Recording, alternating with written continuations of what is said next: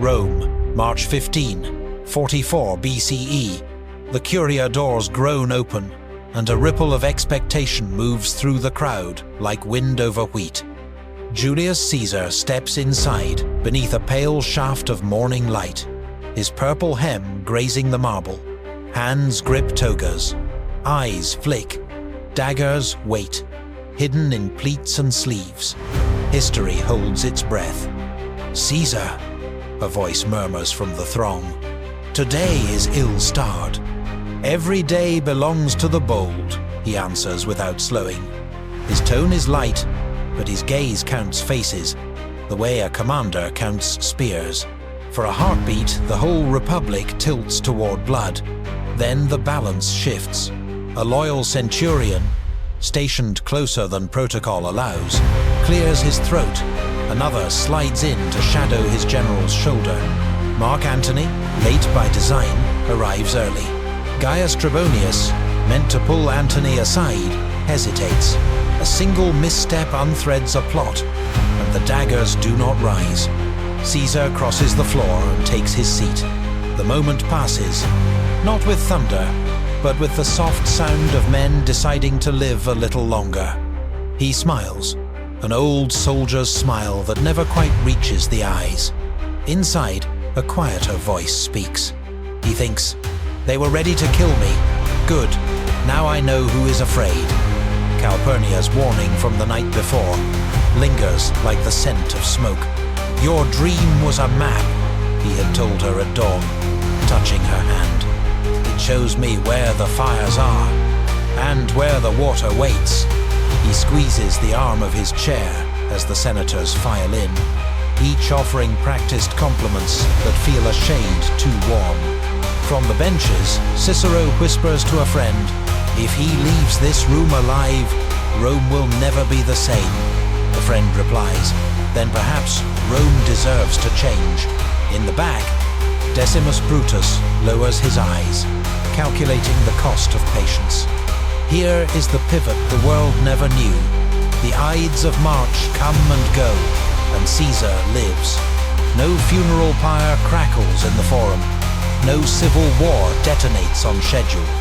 Instead, a living dictator walks out of the Senate House with a private list in his head and a public smile on his lips.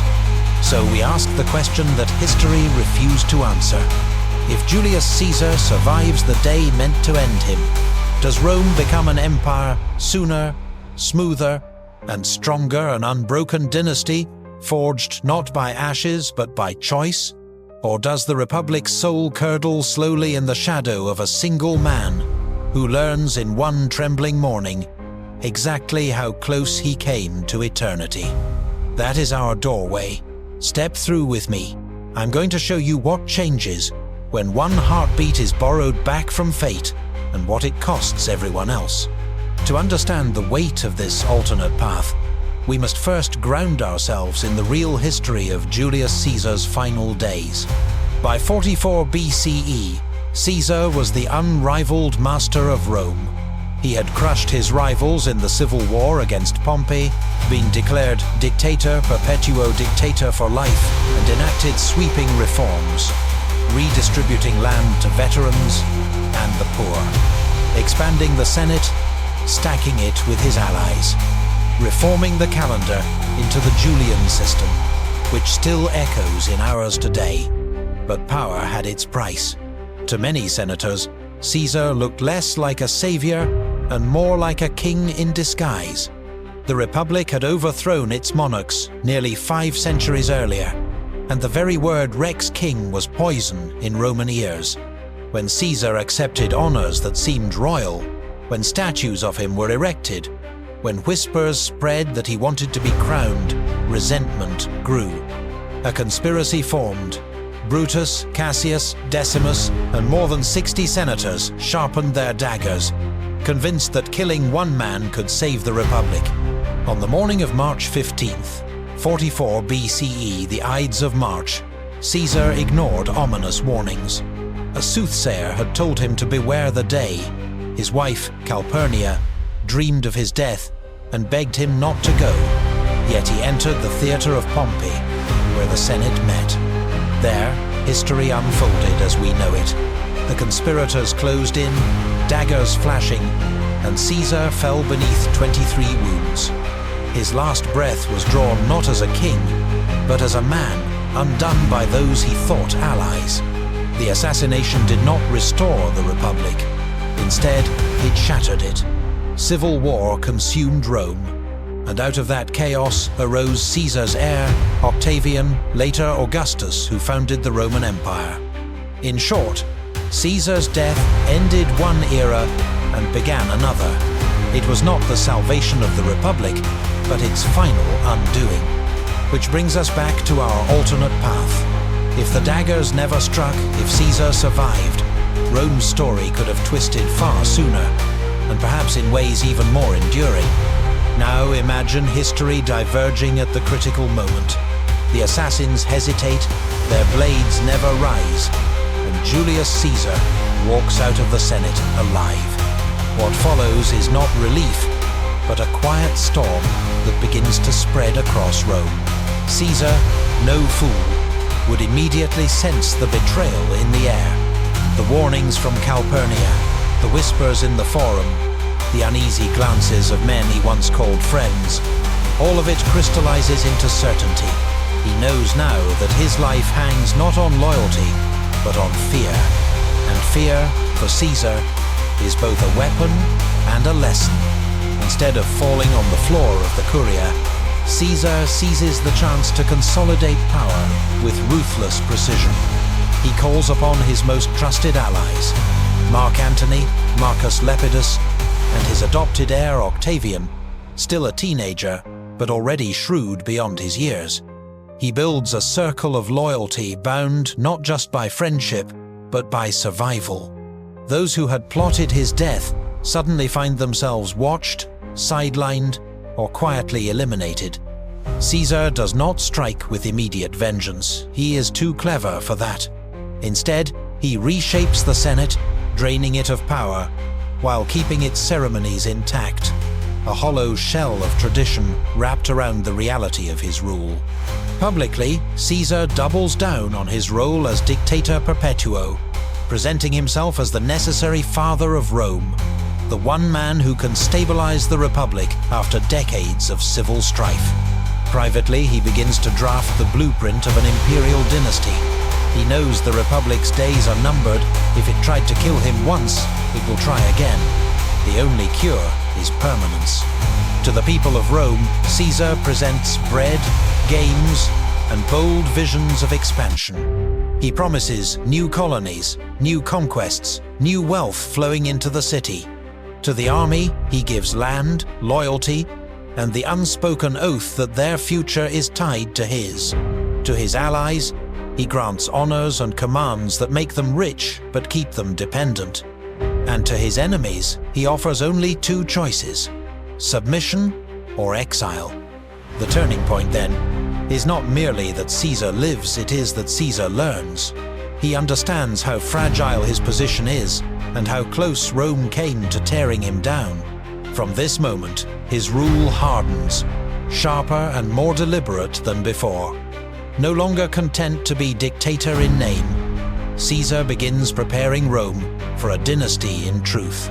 The Republic still breathes, but only just, and every breath it takes now comes at Caesar's mercy. With the daggers sheathed and the Republic's most dangerous men unmasked, Julius Caesar faces a choice that will shape the destiny of Rome. Does he continue his path as a reformer, patching the cracks of the old Republic, or does he openly stride into the role of monarch, an emperor in all but name? At first, Caesar tempers ambition with caution.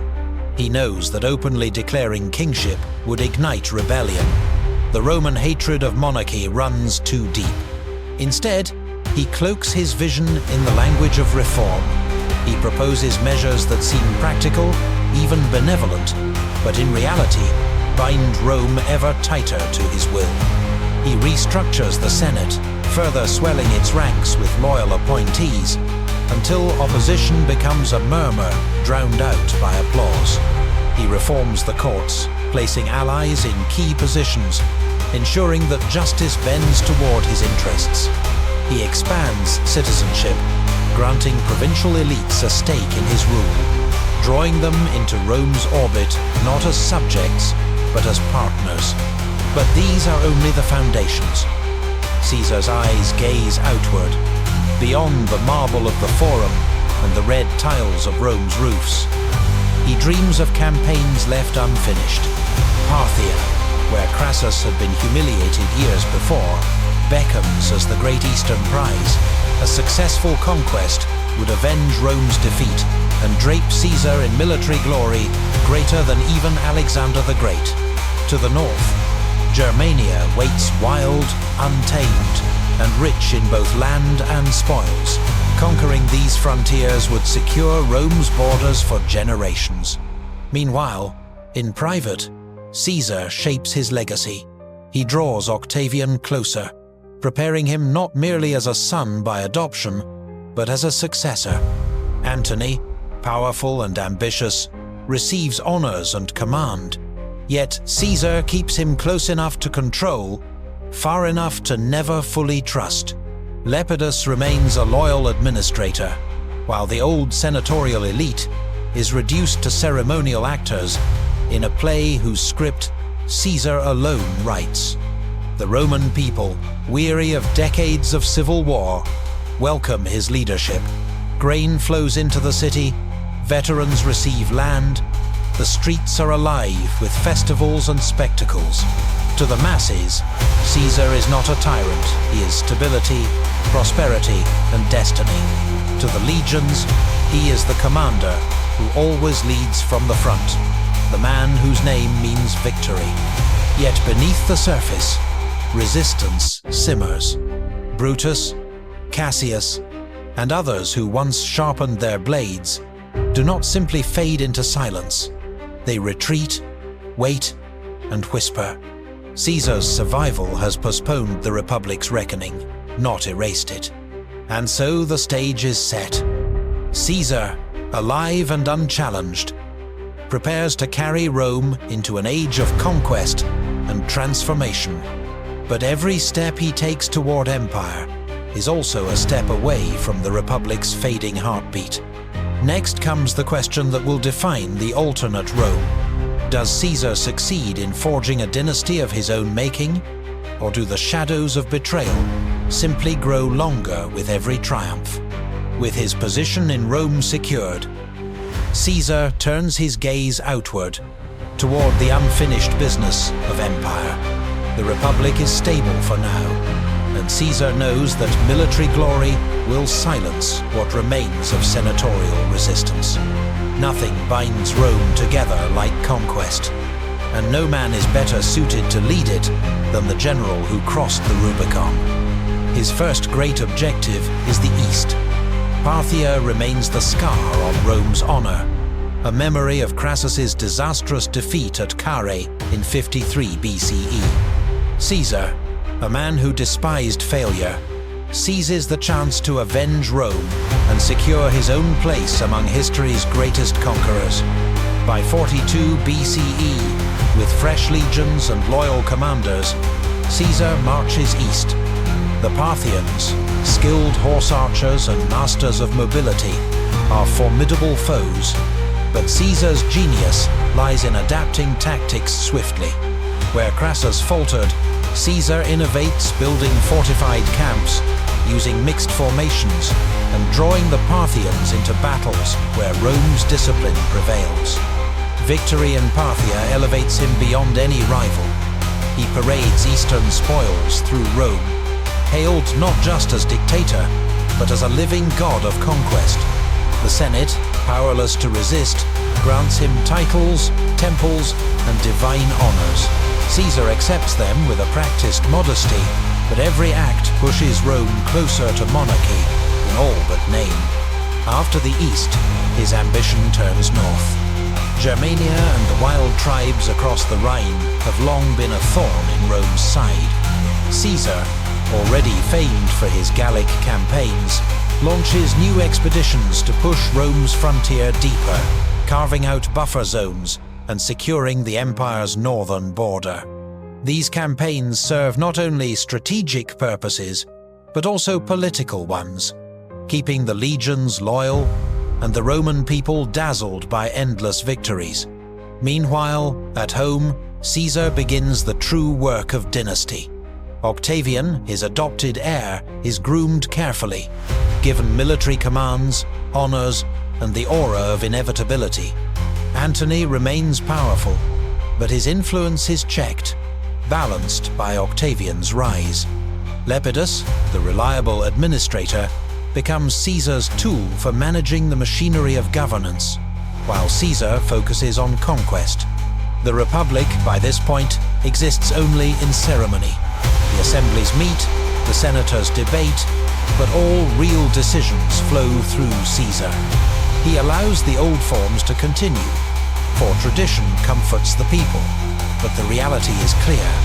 Rome has entered a new age. The empire is no longer an accident born of civil war. As it was under Augustus, in real history, it is a conscious creation, shaped by Caesar himself. Rome thrives. Wealth floods the city. Veterans find land in new colonies. Provinces are governed with a mix of Roman order and local autonomy. The people, far from mourning the death of the Republic, embrace Caesar as Pater Patriae, father of the fatherland. Yet, as with all great powers, shadows linger. Ambition burns in Antony's heart.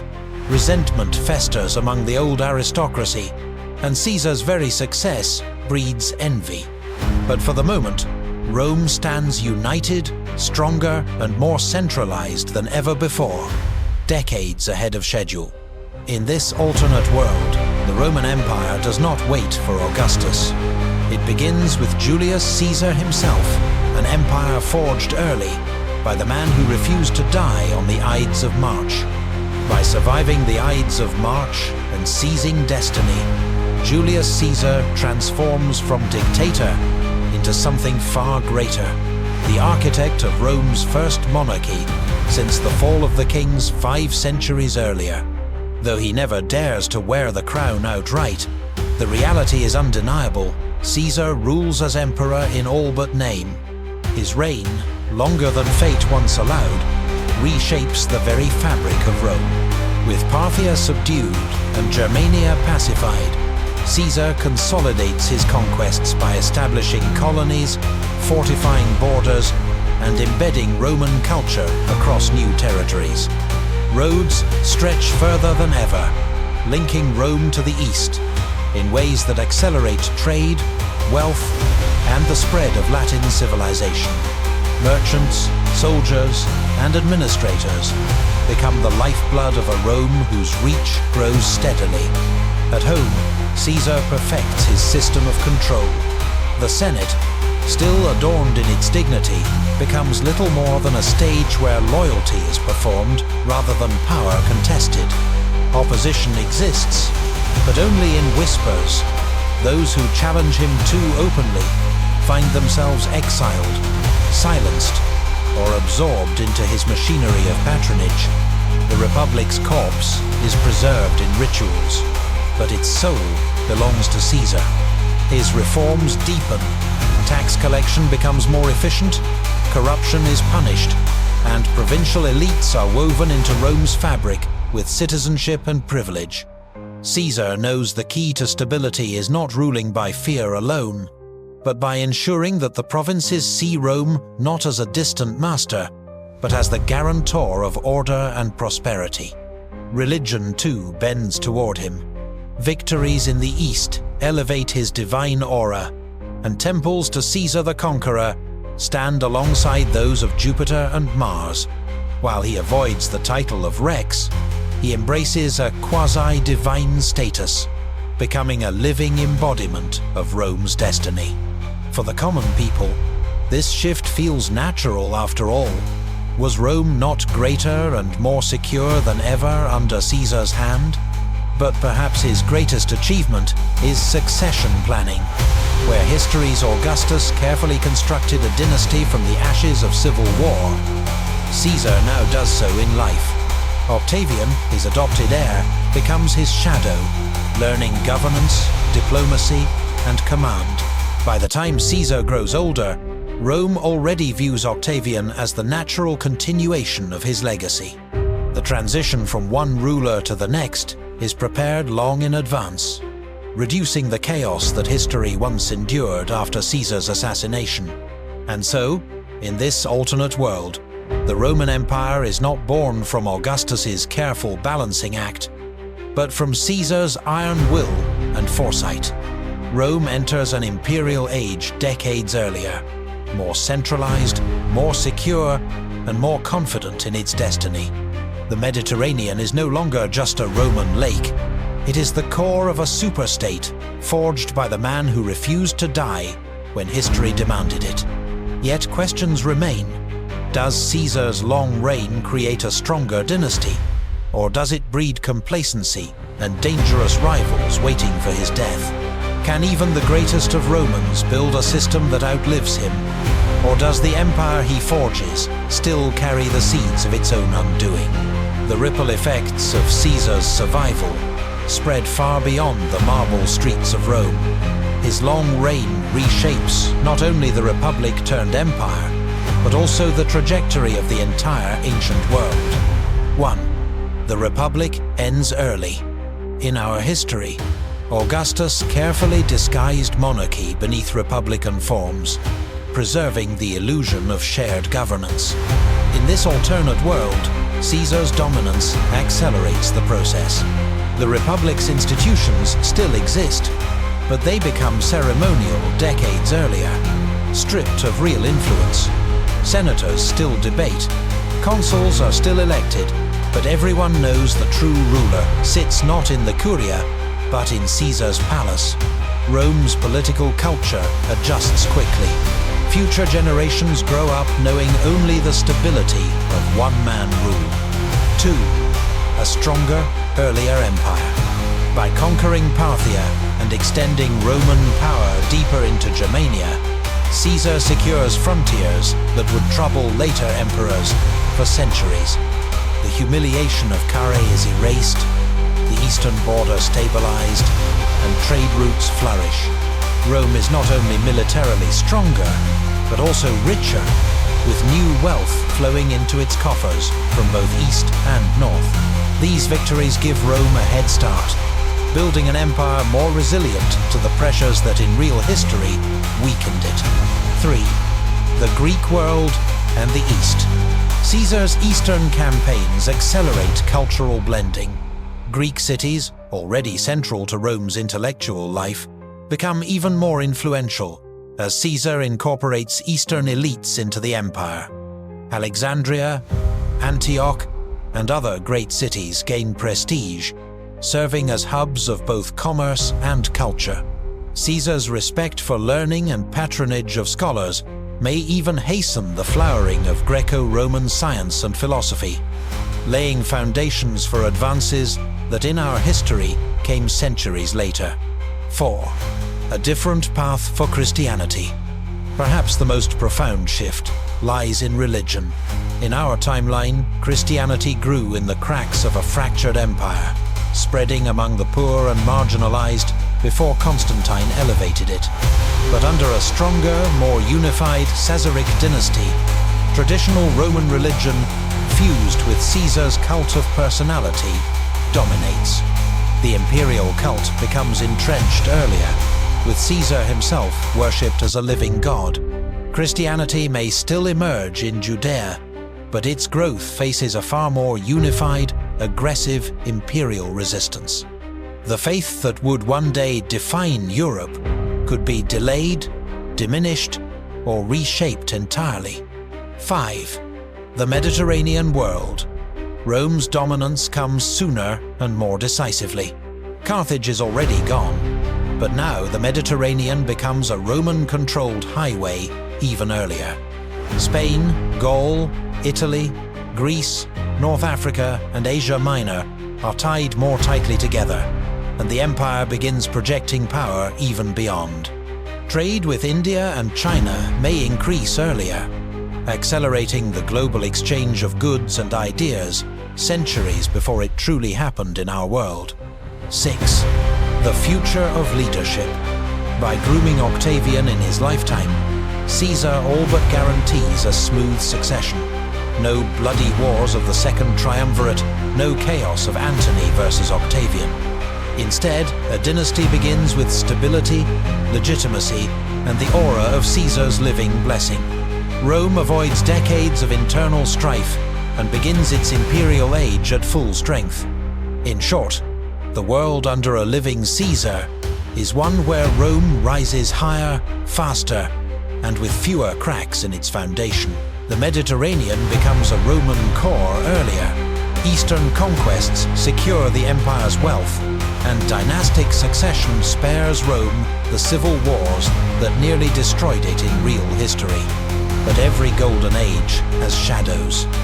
A stronger empire may delay collapse, but it may also spread tyranny more deeply, suppress diversity of thought, and stifle alternatives to Roman culture.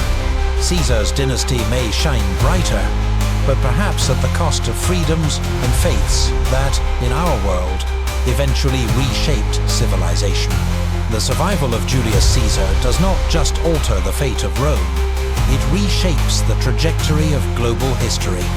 By establishing a centralized dynasty earlier and conquering new frontiers, Caesar creates ripple effects that extend centuries into the future.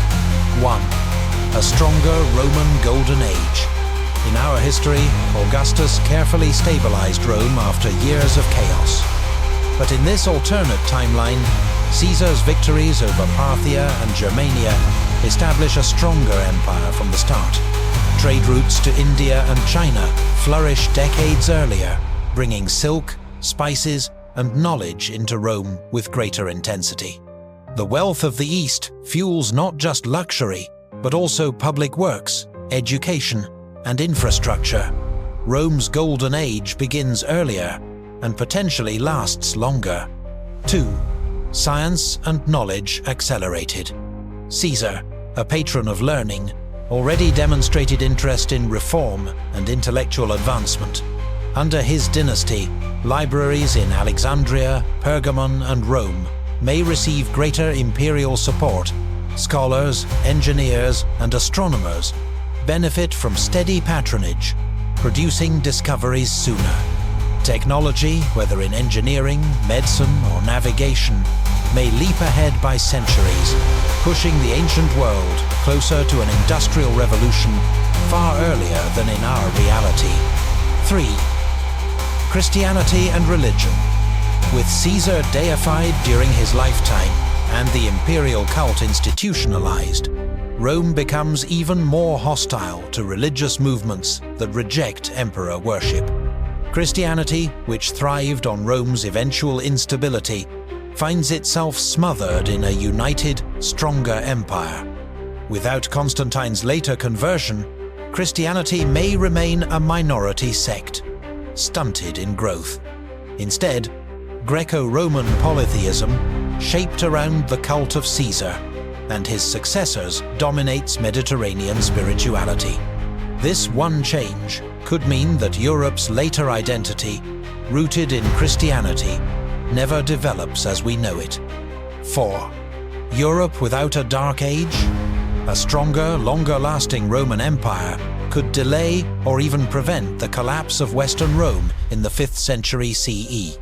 If Caesar's dynasty secures the borders and builds a resilient political system, the empire might weather storms that once broke it apart. Germanic invasions, economic strain, and political fragmentation. Without the fall of Rome, the so-called Dark Ages may never occur. Europe could see a continuous line of development, blending Roman administration, technology, and learning with local cultures, leading to earlier nation-states, or perhaps a vast, enduring Roman superstate. 5. A different Islamic world. Centuries later, the rise of Islam transformed the Middle East. But if Rome controls more of the East, embedding its culture and governance deeply into the region, the political landscape might look very different. A stronger Roman presence in Mesopotamia and beyond could limit or reshape the rise of new powers. Instead of the Byzantine-Persian rivalry shaping the region, a unified Roman Empire might dominate for far longer, altering the conditions under which Islam eventually emerged. 6. The shape of the modern world. If Rome never falls, or falls much later, the map of the modern world is unrecognizable. Latin may dominate as the global language. European colonial empires might not exist because Rome itself is the empire that extends outward, reaching Africa, Asia, and possibly even the Americas with its advanced trade networks. The Renaissance, sparked in our history by the rediscovery of Roman knowledge after the Middle Ages, could occur centuries earlier, leading to a radically different timeline for human progress. In essence, Caesar's survival could shift the world toward an earlier age of global empire, scientific progress, and centralized order. Yet it also risks creating a world locked under the shadow of one culture for far longer, less diverse, less open to religious alternatives, and less dynamic in political experimentation. Humanity may advance more quickly in knowledge, but at the cost of freedom and pluralism. As the decades turn into centuries, the survival of Julius Caesar casts a long shadow over the destiny of civilization. His reign and the dynasty he forges define Rome not simply as a republic turned empire, but as a world order that reshapes everything in its orbit. 1. The dynasty of Caesar, where history gave us the Julio-Claudian line beginning with Augustus. This alternate world crowns Caesar as the true first emperor.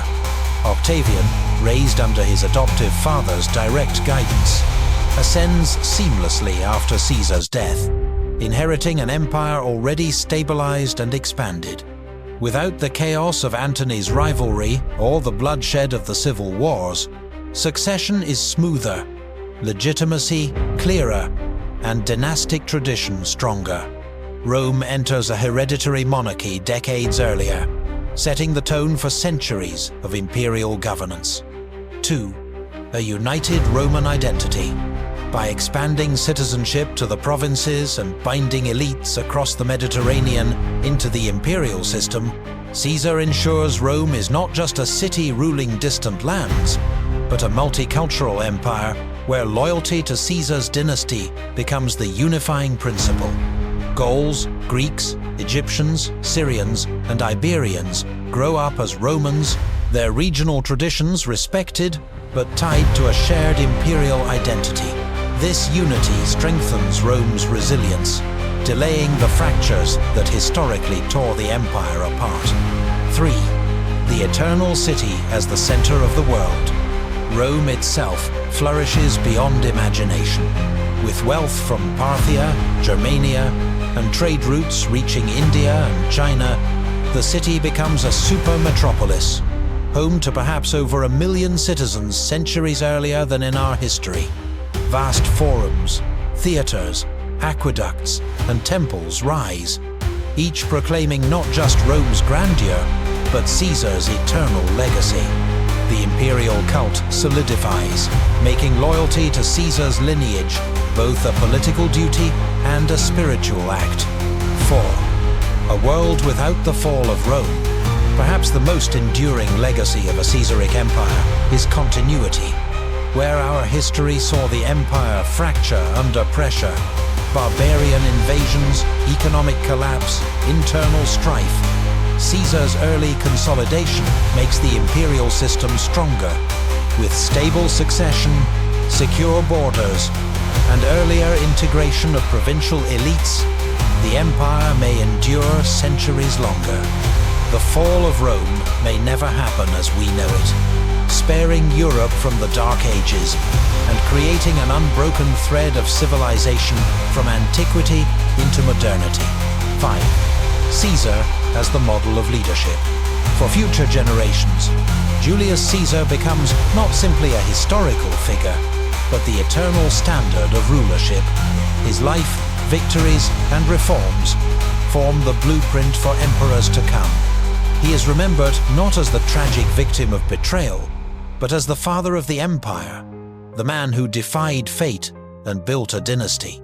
His name, already synonymous with power, becomes the foundation for titles across cultures: Kaiser, Tsar, but now with the living memory of his reign stretching deeper into the foundations of world history. 6. The cost of Caesar's world. Yet this legacy carries a price. The Republic is extinguished not in slow decline, but in one decisive moment. Freedom of speech, political debate, and the dream of shared governance vanish. Under Caesar's iron hand, Rome thrives, but it thrives as an empire of obedience. Alternative religions like Christianity struggle under the imperial cult. Diversity of political thought is suppressed. The empire's unity is strength, but also a cage. In the end, Caesar's survival creates a legacy both magnificent and unsettling. A stronger, earlier, longer-lasting Rome, unified under one man's will, shaping the destiny of humanity for centuries. His name does not end in tragedy. It becomes the cornerstone of a civilization that might never let go of his shadow. The survival of Julius Caesar on the Ides of March is more than a twist of fate. It is a reminder of how fragile history truly island. One hesitation, one missed dagger, one small shift in timing, and the world could have looked entirely different. In our history, Caesar's assassination did not save the Republic. Instead, it plunged Rome into years of bloody civil war, only for Augustus to emerge as the first emperor. The Republic died anyway, just with greater violence and uncertainty. Caesar's death gave Rome chaos before order, ashes before empire. In this alternate history, however, Caesar lives, and by living, he forges the empire sooner. Rome becomes stronger, richer, more centralized. The provinces are bound together under a dynasty. The borders expand more securely, and the Mediterranean world finds stability earlier. Humanity may advance faster technology, trade, and science, accelerating under the long shadow of a unified Rome. The fall of Rome, which defined so much of Europe's future, might never occur. 1,000 years of continuity could replace centuries of collapse. Yet the lessons of this imagined world are not only about triumph, they are also about loss. Caesar's survival extinguishes the Republic in an instant, removing even the illusion of shared governance. Freedom of thought, political competition, and the seeds of democracy are sacrificed for stability. Religion, too, follows a different path.